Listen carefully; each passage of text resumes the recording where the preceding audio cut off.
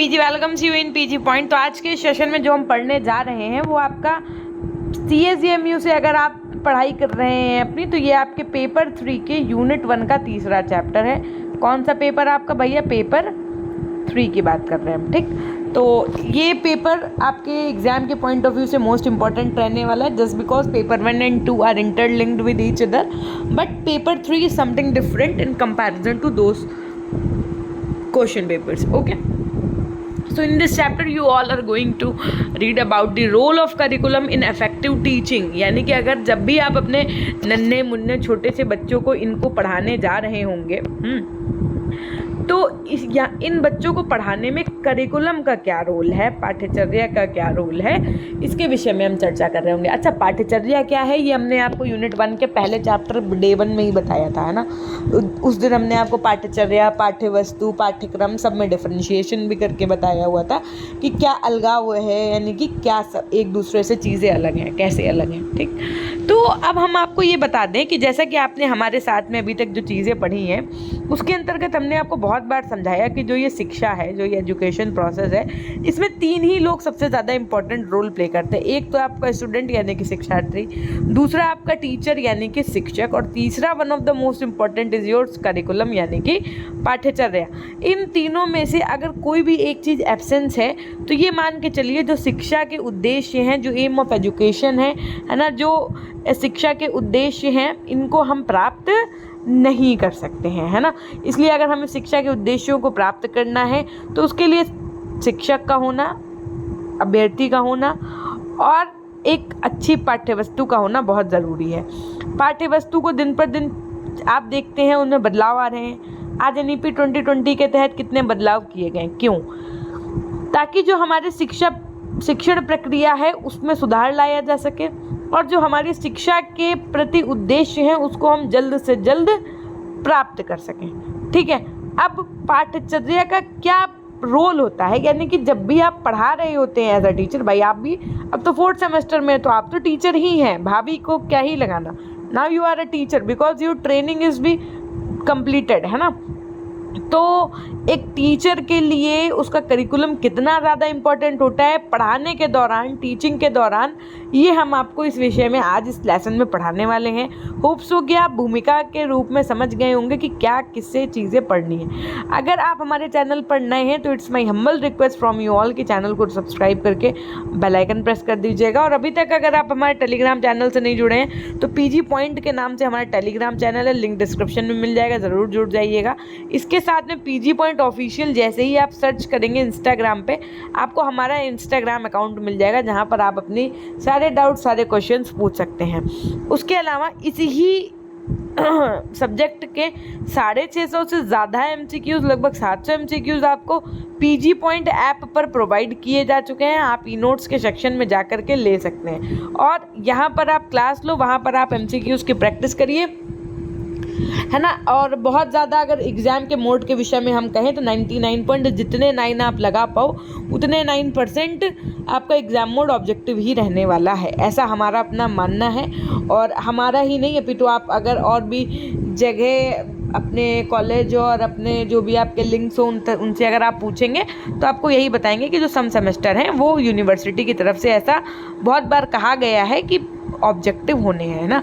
बाकी एक टीचर है वो आपको पढ़ा सकता है, सब कुछ करवा सकता है, ऑब्जेक्टिव हो या सब्जेक्टिव ये डिपेंड नहीं करता है। बात बस इस चीज़ पर निर्भर करती है कि आपने कितने तल्लीनता, कितनी लगन के साथ में पढ़ाई की है। अगर आप सब्जेक्टिव पढ़ रहे हैं तो विश्वास मानिए कि आपके मार्क्स को कोई छू नहीं पाएगा और ये आपके पास अंतिम सुनहरा मौका है कि आप अपना परसेंटेज ज़्यादा से ज़्यादा अच्छा बना पाएँ, because this is your last semester, है ना। सो ये बहुत इंपॉर्टेंट रोल प्ले करेगा। कहीं आपका 79 बनना होगा ओवरऑल, तो अगर आप यहाँ मेहनत कर लोगे तो ओवरऑल 80 बनने लगेगा। तो अगर ओवरऑल 80 बनने लगेगा, कल को अगर सुपर टेट में B.Ed मान्य होता है तो आपका जब पॉइंट जुड़ेगा तो 8 जुड़ेगा, है ना, ऐसे 7.9 जुड़ेगा। तो ये सब चीज़ें हैं जो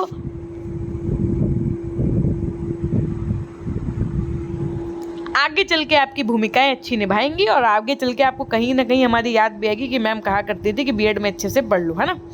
अच्छा, अब आइए समझते हैं चैप्टर के विषय में। यहाँ पर कहा गया कि शिक्षण अधिगम प्रक्रिया को सफल बनाने के लिए पाठ्यक्रम की बहुत ही महत्वपूर्ण आवश्यकता मानी जाती है। सीधी सी बात है, अगर आप टीचिंग कर रहे हैं, यानी कि अगर आप बच्चे को पढ़ा रहे हैं, तो सबसे इंपॉर्टेंट चीज़ है तो आपको क्या ये पता होना चाहिए ना कि हमको आज बच्चे को क्या पढ़ाना है, यानी कि आपको अपना सिलेबस पता होना चाहिए ना। आप अगर कक्षा 6 में जा रहे हैं पढ़ाने के लिए, तो आपको पता होना चाहिए कि आपको नंबर सिस्टम पढ़ाना है, और फिर नंबर सिस्टम के अंतर्गत आपको रियल नंबर पढ़ाना है, नेचुरल नंबर पढ़ाना है, क्या पढ़ाना है, ये सब जानकारी आपको होनी चाहिए। तो इसीलिए कहा गया जो पाठ्यक्रम है, जो सिलेबस है, वो हमारी टीचिंग प्रक्रिया को बहुत ही ज़्यादा अल्टीमेट बनाता है। इसके बिना अगर हम कहते हैं कि पाठ्यचर्या के बिना या पाठ्यक्रम के बिना तो टीचिंग प्रोसेस पॉसिबल ही नहीं है ना। पाठ्यक्रम, अगर आप मान लीजिए पाठ्यचर्या नहीं है, तो पता चले आप पढ़ा रहे हो फिजिक्स से पहुंच गए बायो से पहुंच गए हिंदी से पहुंच गए इंग्लिश, तो एक तरीके से बच्चे को एक मार्गदर्शन सही नहीं मिल पाएगा कि उसको पढ़ना क्या है ना। तो टीचर क्या होता है, भटक जाता है अगर उसके पास पाठ्यक्रम ना हो। तो हम कह सकते हैं कि पाठ्यक्रम ही आपका एक ऐसा साधन है जिसके द्वारा विद्यार्थी का संपूर्ण विकास संभव है। समय व परिस्थितियों के अनुसार पाठ्यक्रम का भी विकास होना चाहिए। और NEP 2020 आपके सामने एक कह सकते हैं उदाहरण है सबसे बड़ा, जो आप देख सकते हैं, है ना। इसके द्वारा केवल इतिहासी ज्ञान न प्राप्त करके उसके साथ वर्तमान तथा भविष्य की समस्याओं में से भी अवगत हो। अब पाठ्यक्रम का महत्व या उपयोगिता पर अपने विचार को व्यक्त करते हुए जो आपके कनिंघम थे, ये इन्होंने क्या लिखा, देखो कनिंघम के अनुसार कहा गया कि ये पाठ्यक्रम जो है वो कलाकार कौन होता है, शिक्षक। इसके हाथों में एक ऐसा उपकरण है जिसकी सहायता से वह अपनी सामग्री यानी कि छात्र को अपने आदर्श यानी कि उद्देश्य के अनुसार अपने कलागृह यानी कि विद्यालय का निर्माण करता है। शिक्षण तकनीकी के रूप में भी अगर हम देखें तो हम पाते हैं कि किसी भी शैक्षिक प्रक्रिया के 3 पहलू होते हैं। क्या है, समझिएगा, जो आपका शैक्षिक प्रक्रिया है, शैक्षिक प्रक्रिया का मतलब जो आपकी टीचिंग प्रोसेस है, उसके 3 पहलू बताए गए हैं। कौन कौन से? नंबर 1 कि शिक्षा क्यों, यानी कि वाई ऑफ एजुकेशन, शिक्षा क्यों। अब आप क्यों समझ सकते हैं कि क्यों ज़रूरी है, क्यों करवानी चाहिए, देश के लिए क्यों आवश्यक है, वो आप अपने टर्म्स बना सकते हैं। शिक्षा कैसे और शिक्षा में क्या ज़रूरी है, समझिए 3 चीज़ें आपको पढ़नी है एजुकेशन से रिलेटेड, वाई, हाउ और व्हाट। कहने का आशय है कि शिक्षा क्यों ज़रूरी है, शिक्षा कैसे लोगों तक पहुंचाई जाए और शिक्षा में क्या होना चाहिए। तो इसमें से सबसे जो प्रथम पहलू है वो है क्यों का जवाब। इस क्यों का जवाब आपको चाहिए कि शिक्षा क्यों का संबंध शिक्षा के उद्देश्यों से होता है। सीधी सी बात है, शिक्षा क्यों ज़रूरी है, ताकि शिक्षा के उद्देश्यों से ये संबंधित है। इसका मतलब ये कि हम जो शिक्षा से जुड़े उद्देश्य हैं उनको प्राप्त कर पाएँ। कैसे का संबंध शिक्षण विधियों से होता है। अच्छा, शिक्षा कैसे दी जाए बच्चों को, तो इसका मतलब ये है कि भाई अगर आप सीनियर सेक्शन में पढ़ा रहे हैं तो आप लेक्चर मेथड अपनाएं, व्याख्यान विधि अपनाएं। अगर आप बच्चे को पढ़ा रहे हैं तो आप खेल विधि के माध्यम से पढ़ाएं। तो शिक्षा कैसे दी जाए, इसका मतलब है कि शिक्षा जब आप दे रहे हो, जब आप पढ़ा रहे हो एज अ टीचर, तो किन विधियों को अपनाएं। और उसके बाद में तीसरा पॉइंट है शिक्षा क्या। अब शिक्षा में क्या का संबंध होता है, शिक्षा के पाठ्यक्रम से। समझ में आई, शिक्षा में क्या पढ़ाया जाए, है ना। अब भाई ऐसे तो बहुत बड़ा विषय है ना एजुकेशन अपने आप में। तो शिक्षा में क्या का मतलब होता है कि बच्चे को क्या पढ़ाया जाए, तो यानी कि उनका सिलेबस क्या है, उनका पाठ्यक्रम क्या है, उनको हम क्या पढ़ाएं। इस प्रकार पाठ्यक्रम का सीधा संबंध शिक्षा के उद्देश्य तथा शिक्षण विधियों से होता है। पाठ्यक्रम शिक्षा के उद्देश्यों को प्राप्त करने का एक साधन होता है और शिक्षण विधियों का चयन भी अध्यापक पाठ्यक्रम के अनुसार ही करता है। इस प्रकार पाठ्यक्रम उद्देश्यों तथा शिक्षण विधियों दोनों एक दूसरे के लिए महत्वपूर्ण है। और इसके साथ ही हम कह सकते हैं कि पाठ्यक्रम औपचारिक शिक्षा का एक महत्वपूर्ण भाग माना जाता है। क्वेश्चन पूछा जा सकता है कि पाठ्यक्रम जो है आपका, जो सिलेबस है, वो शिक्षा का एक महत्वपूर्ण भाग माना जाता है। ऑप्शन फर्स्ट औपचारिक शिक्षा का, ऑप्शन बी अनौपचारिक शिक्षा का, ऑप्शन बी सी निरौपचारिक शिक्षा का, ऑप्शन डी इनमें से सभी। तो आप क्या लगा कर कहेंगे, औपचारिक शिक्षा का। फॉर्मल एजुकेशन का एक इम्पॉर्टेंट पार्ट माना जाता है आपका जो सिलेबस होता है। औपचारिक शिक्षा जो है, आपको पता है फॉर्मल एजुकेशन जो है वो केवल विद्यालय, कॉलेज, विश्वविद्यालय आदि में ही संभव है। जो आपको घर परिवार में शिक्षा मिल जाती है, जो आपके दोस्तों से आपको शिक्षा मिल जाती है ना, वो आपकी इनफॉर्मल यानी कि अनौपचारिक शिक्षा के अंतर्गत आ जाती है, ठीक है। लेकिन औपचारिक जो शिक्षा है वहाँ पर एक निश्चित पाठ्यक्रम होता है, उसको पढ़ाने के लिए एक निश्चित आपके पास शिक्षक होता है। तो वो सारी चीज़ें आपकी औपचारिक यानी कि फॉर्मल एजुकेशन के अंतर्गत आती है, जो आपको कहाँ मिलती है, विद्यालय में, कॉलेज में और विश्वविद्यालय में। ऐसी शिक्षा के लिए पाठ्यक्रम का निर्माण उस समय की आवश्यकताओं और परिस्थितियों के आधार पर किया जाता है। अगर मैं प्रभावशाली शिक्षण की बात करूं कि एक इफेक्टिव टीचिंग की बात करूं, तो शिक्षण का लक्ष्य छात्र की सहायता करना है। यानी कि टीचिंग का मतलब क्या है कि एक टीचर बच्चे की मदद कर पाए, है ना, उसके अंतर्गत वो सारे थिंकिंग पॉइंट्स डेवलप कर पाए ताकि वो बच्चा अच्छे से सोच पाए। प्रभावशाली शिक्षण के संदर्भ में हम आपको अगर बताएं तो शिक्षक जो कार्य है उसको शिक्षण चरों के कार्य की अगर बात की जाए, फंक्शंस ऑफ टीचिंग वेरिएबल्स की अगर बात की जाए, तो शिक्षण प्रक्रिया जो है उसके 3 चर होते हैं। हमने आपको अभी बताया, शिक्षक, छात्र और पाठ्यवस्तु। हमने आपको इस चैप्टर स्टार्ट करने से पहले ही बताया कि टीचर सबसे इम्पोर्टेंट, और उसके बाद में उतना ही इम्पोर्टेंट आपका कौन होता है भैया, स्टूडेंट यानी कि छात्र। और इन दोनों को अगर ठीक तरीके से काम करवाना है तो उसके लिए इम्पोर्टेंट होता है आपका क्या भैया, करिकुलम। क्या इंपॉर्टेंट होता है, करिकुलम इंपॉर्टेंट होता है, ठीक। अब इसलिए शिक्षण चरों को 3 प्रमुख क्रियाएं करनी होती हैं, यानी कि जो शिक्षण के चर हैं, चर का मतलब शिक्षार्थी, पाठ्यवस्तु या और आप कह सकते हो टीचर। तो इनको 3 प्रमुख क्रियाएं करनी होती है, निदान, उपचार और मूल्यांकन। निदान मतलब क्या होता है मैम, उपचार मतलब क्या होता है, और ये मूल्यांकन का मतलब हमने कहा डायग्नोसिस, प्रिस्क्रिप्शन और इवैल्यूएशन। आइए समझते हैं तीनों का क्या क्या आशय होता है। निदानात्मक, निदान का मतलब क्या होता है, निदान, छुटकारा पाना, है ना।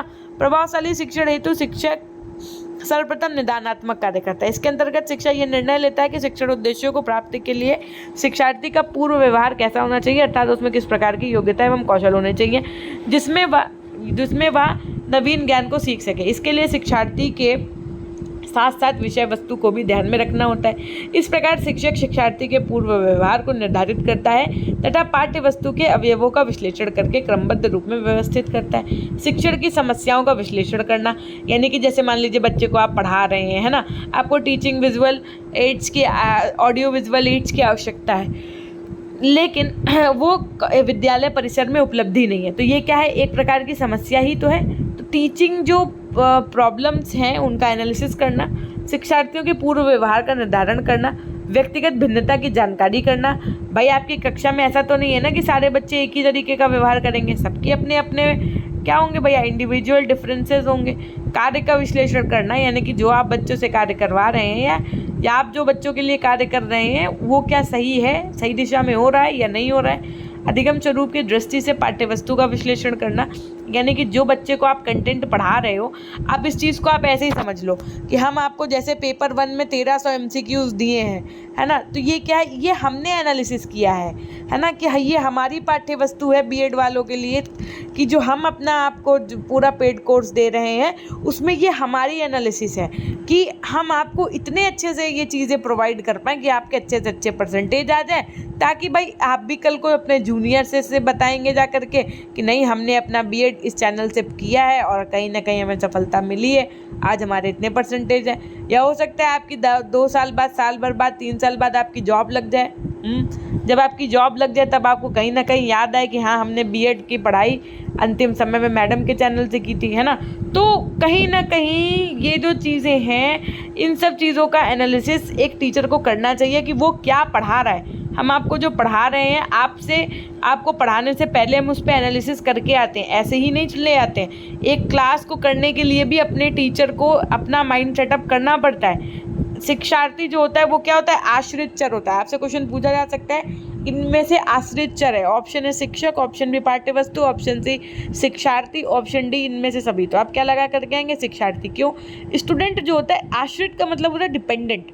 स्टूडेंट जो होता है वो क्या होता है, आश्रित चर होता है, यानी कि ये निर्भर होता है किस पे। तो आइए समझते हैं। इसका भी प्रत्यक्षीकरण अनुभव के आधार पर निदान करके अनुक्रियाएं करता है। इन अनुक्रियाओं में उसकी भाषा की बोधगम्यता, कौशल, निष्पत्ति तथा व्यवहार की अभिव्यक्ति आदि सब तत्व प्रमुख होते हैं। इस प्रकार शिक्षण प्रक्रिया के अंतर्गत शिक्षक एवं शिक्षार्थी दोनों अंतःक्रिया द्वारा एक दूसरे का निदान करते हैं तथा अगली अंतःक्रिया के लिए क्या करते हैं भैया, निर्णय लेते हैं। अब उपचारात्मक कार्य का मतलब होता है रेमेडियल वर्क। उपचार का मतलब क्या होता है, जैसे ऐसे समझो, जैसे भैया हमने आप लोगों की एक जांच करा दी कि आप लोग ना ऐसा करो, सीबीसी वाली जांच करा दो, कंप्लीट ब्लड सेल्स वाली। उसमें हमने पाया कि आपका हीमोग्लोबिन जो है वो कम है। तो हम आपके लिए क्या करेंगे भैया, कोई आयरन से संबंधित हीमोग्लोबिन की कमी है तो भैया सिरप लिख देंगे, आपसे कह देंगे चुकंदर खाओ, आपसे कह देंगे गुड़ और चना खाओ, अनार का जूस पियो, है ना, ये सब करो। तो इसका मतलब ये जो हमने आपको बताया है, ये हमने आपको उपचार बताया। तो वैसे ही जो रेमेडियल वर्क होता है वो ये होता है कि जब भी आप टीचिंग प्रोसेस कर रहे हो तो उसमें जो भी दिक्कतें आ रही हैं तो एज अ टीचर आपको उसको क्या करना चाहिए, उसको उपचार करना चाहिए। जैसे एक डॉक्टर अपने क्या करता है, जो उसका क्लाइंट होता है ना, जो उसका रोगी होता है, जो उसके पास जाता है चल करके, उसका उपचार दवाइयों के माध्यम से, जांच के माध्यम से करता है। तो वैसे ही एक टीचर को भी करना चाहिए। शिक्षण कौशल को व्यवहार का रूप प्रदान करना चाहिए और शिक्षण युक्तियों, प्रविधियों तथा पृष्ठपोषण प्रविधियों का समुचित व्यवस्था करनी चाहिए। मूल्यांकन कार्य की अगर मैं बात बताऊं, इवैल्यूएशन फंक्शंस की अगर मैं बात बताऊं, तो समय समय पर ये जांच भी करना चाहिए कि हम जो पढ़ा रहे हैं, बच्चा जो पढ़ रहा है, क्या वो सही दिशा में उस चीज़ को समझ पा रहा है या नहीं समझ पा रहा है ना। तो किसी भी कार्य को करने से उसके पूर्व निश्चित उद्देश्यों की प्राप्ति हो सकी या नहीं, इसका ज्ञान मूल्यांकन के द्वारा ही होता है। इसलिए मूल्यांकन शिक्षण का महत्वपूर्ण अंग माना जाता है और इसके अभाव में शिक्षण अपूर्ण रहता है। मूल्यांकन कार्य का उद्देश्य उपचारात्मक कार्य की प्रभावशीलता की जांच करना होता है। मूल्यांकन का मानदंड उद्देश्यों की प्राप्ति माना जाता है। मूल्यांकन के द्वारा दो प्रकार के निष्कर्ष प्राप्त होते हैं। पहला ये कि उद्देश्यों की प्राप्ति हो गई है, तथा दूसरा ये कि उद्देश्यों की प्राप्ति नहीं हो सकी है और किस सीमा तक हो सकी है। सीधी सी बात है, देखो जब भी आप किसी चीज़ को इवैल्यूएट करने जाओगे, आपने इतने सारे घोषणा पत्र वगैरह पढ़े पेपर 1 में, फिर उसके बाद में हमने उनको मूल्यांकन भी बताया। मूल्यांकन में 3 चीज़ें निकल के आती हैं। पहला कि योजना कितनी ज़्यादा सक्सेसफुल हुई, दूसरा उस किस सीमा तक सक्सेसफुल हुई, तीसरा अगर वो सक्सेस नहीं हुई तो उसके पीछे का कारण, उसमें क्या सुधार किया जाए। तो मानदंड परीक्षा की रचना करना और व्यवहार परिवर्तन का मूल्यांकन करना, ये मूल्यांकन कार्य हेतु शिक्षक के 2 कार्य करने होते हैं। मूल्यांकन कार्य में शिक्षार्थियों को भी 3 क्रियाएं यानी कि निदान, उपचार एवं मूल्यांकन करनी होती है। शिक्षार्थी मानदंड परीक्षा के पदों अथवा प्रश्नों का निदान अपनी योग्यता, कौशल एवं निष्पत्ति के आधार पर करता है और उन्हीं के आधार पर अनुक्रिया भी करता है। अब प्रभावशाली शिक्षण की जो संरचना होती है वो कैसी होनी चाहिए, उसके संदर्भ में कुछ विशेष पॉइंट्स हैं जिनको आपको ध्यान में रखना चाहिए। कहा गया है कि सामान्यतः जब शिक्षक और छात्र के पाठ्यवस्तु के माध्यम से अंतःक्रिया होती है तो उसे शिक्षण की संज्ञा प्रदान कर दी जाती है। यानी कि जब एक टीचर और जब एक स्टूडेंट की क्या हो रही होती है भैया, आपस में अंतःक्रिया हो रही होती है, तो उसके जो मीडिएटर का काम करता है वो करता है आपका क्या, पाठ्यवस्तु, करिकुलम। इसीलिए हमने शिक्षण को क्या कहा है, त्रिमुखी या त्रिपक्षीय प्रक्रिया भी कहा है ना।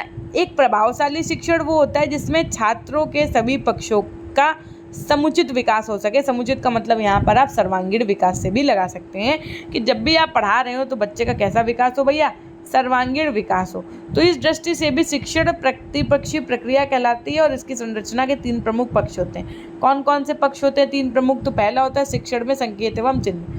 संकेत एवं चिन्ह शिक्षण प्रक्रिया में बहुत महत्वपूर्ण अवयव होते हैं। प्रारंभिक अर्थात निदानात्मक स्तर से ही शिक्षक संकेतों एवं चिन्हों का प्रयोग करने लगता है। छात्र भी चिन्हों एवं संकेतों में अधिक रुचि लेता है तथा उन्हें शीघ्र ही समझने भी लगता है। धीरे धीरे छात्र इनकी व्याख्या भी करने लगता है तथा संप्रेषण में भी इनका प्रयोग करता है। इसके अलावा शिक्षण की भाषा विज्ञान प्रक्रिया, लिंग्विस्टिक प्रोसेस ऑफ टीचिंग। शिक्षण प्रक्रिया में संकेतों एवं चिन्हों का मात्र प्रयोग ही नहीं किया जाता बल्कि इनकी सहायता से शिक्षक अनुदेशन भी प्रदान करता है। शिक्षण का अनुदेशन एवं संप्रेषण पक्ष भाषा के प्रयोग पर ही आधारित होता है तथा भाषा के प्रयोग के बिना शिक्षण प्रक्रिया पूरी नहीं हो सकती है और इसीलिए मातृभाषा को सबसे ज़्यादा क्या किया जाता है, उसको माना जाता है। शिक्षण के तर्क की अगर हम बात करें तो किसी को भी कोई बात तभी स्वीकार करनी होती है जब वह तर्क संगत हो। इस दृष्टि से शिक्षण प्रक्रिया में संकेतों, चिन्हों एवं भाषाओं के साथ साथ तर्क का भी विशेष महत्व है ना। पाठ्यवस्तु छात्रों को तभी ग्राही होती है जब उसके अवयवों को तर्कपूर्ण ढंग से समझा जाए करके क्रमबद्ध रूप में प्रस्तुत किया जाए। यानी कि आप खुद भी देखते होंगे जब आप अपने टीचर से पढ़ रहे होते अपने स्कूल में, तो आप कितने ज़्यादा एक स्टूडेंट के परिप्रेक्ष्य में टीचर के सामने अपने तर्क रखते थे कि सर यहाँ पर आपने यही क्यों किया, ऐसे क्यों नहीं किया।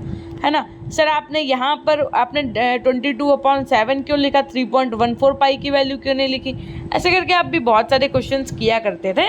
और जब आपके इन लॉजिकल चीज़ों का आंसर आपको मिल जाए तो वही जो आपकी पाठ्यचर्या होती है, वही जो आपकी कह सकते हैं हम शिक्षण प्रक्रिया होती है, वो सफल मानी जाती है। प्रभावी शिक्षण में पाठ्यचर्या की भूमिका जो होती है वो उसको हम कुछ निम्नलिखित बिंदुओं के द्वारा स्पष्ट कर सकते हैं। सबसे पहले तो सुव्यवस्थित शिक्षा की व्यवस्था हो जाती है। भाई पाठ्यक्रम में हमें पता होता है कि पहले बच्चों को हमको यूनिट 1 पढ़ानी है, फिर यूनिट 2 पढ़ानी है, उसके बाद में हमको इस यूनिट 1 और यूनिट 2 को कैसे पढ़ाना है, किन किन शिक्षण विधियों का उपयोग करना है, ये सब कुछ हमको पता चल जाता है। तो इससे क्या होता है, टीचर के लिए आसानी हो जाती है। हमको क्या करना होता है, उद्देश्यों की प्राप्ति, यानी कि जो गोल्स होते हैं, जो ऑब्जेक्टिव्स होते हैं बच्चे को पढ़ाने के, वो सब प्राप्त करने होते हैं। ज्ञान प्राप्ति का साधन है आपका पाठ्यचर्या। साथ में शिक्षण सामग्री का निर्धारण करता है कि कहाँ पर क्या पढ़ाना है, किस कक्षा में उसको किस लेवल तक पढ़ाना है, स्तर बनाए रखने में सहायक होता है। हमने आपको बहुत बार बताया कि प्रकाश संश्लेषण की जो प्रक्रिया है वो आप कक्षा 6 के बालक को भी पढ़ाते हैं और कक्षा 12 के बालक को भी पढ़ाते हैं। तो क्या इन दोनों का स्तर एक होता है, क्या स्टैंडर्ड एक होता है? नहीं। यहाँ पर बच्चे को सिर्फ इतना बता दिया जाता है कि जो प्लांट्स होते हैं वो अपना फूड स्वयं बना लेते हैं सनलाइट की प्रेजेंस में, है ना। और जब आप क्लास 12 में पढ़ाते तो कम से कम वो 2-3 दिन चलता है फोटोसिंथेसिस का प्रोसेस। क्यों? क्योंकि तब वहाँ पर आप ADP ATP, है ना, सब कुछ बताते हैं बच्चे को। तो इससे क्या है कि जो पाठ्यचर्या है या जो पाठ्यक्रम है वो स्तर बनाए रखता है और मूल्यांकन प्रक्रिया में भी सहायक होता है, यानी कि जज इवैल्यूएट करने में, बच्चे को टेस्ट लेने में।